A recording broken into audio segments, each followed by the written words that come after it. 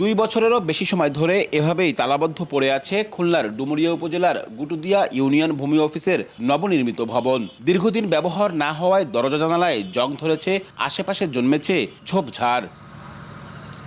শুধু এই ইউনিয়নই নয়, 2023-24 অর্থ বছরে নির্মিত আরও 18টি ইউনিয়ন ভূমি অফিস ভবনও একইভাবে তালাবদ্ধ।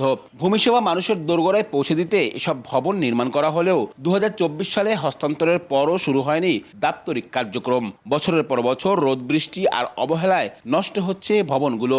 ফলে নামজারি, খাজনা পরিশোধ সহ বিভিন্ন সেবায় ভোগান্তিতে পড়ছেন সাধারণ মানুষ। এই ইউনিয়নের যে মানুষগুলো আছে তাদের ওইখানে যে সিরিয়াল দিয়ে বসে থাকতে হয়, তাদের মানে ভোগান্তির কোনো শেষ নাই। 3 বছর যাবত এইরকম ফেলানো রয়েছে, ব্যবহৃত হয় না। অতি দ্রুত আমাদের অফিসটা চালু হোক। এদিকে 19টি নতুন নির্মিত ভবনে যেমন কোনো কাজ হয় না, তেমনি আরও 11টি ইউনিয়নে নেই ভূমি অফিস। ফলে জমি সংক্রান্ত কাজের জন্য যেতে হয় পার্শ্ববর্তী ইউনিয়নে। একটি অফিসে একাধিক ইউনিয়নের চাপ বাড়ায় কাঙ্ক্ষিত সেবা মিলছে না।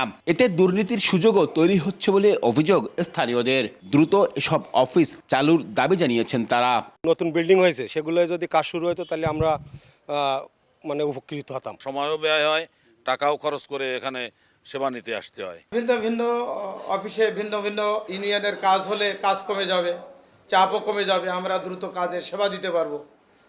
আর 2টি ইউনিয়নের কাজ একটা অফিসে হলে চাপ তো বেড়েই যায়। জেলা প্রশাসন বলছে, জনবল অনুমোদন ও প্রয়োজনীয় উপকরণ না থাকায় এখনও অফিসগুলো চালু করা সম্ভব হয়নি। তবে দ্রুত জনবল পদায়ন ও প্রয়োজনীয় ব্যবস্থা নিয়ে ভবনগুলোতে কার্যক্রম শুরু করার চেষ্টা চলছে।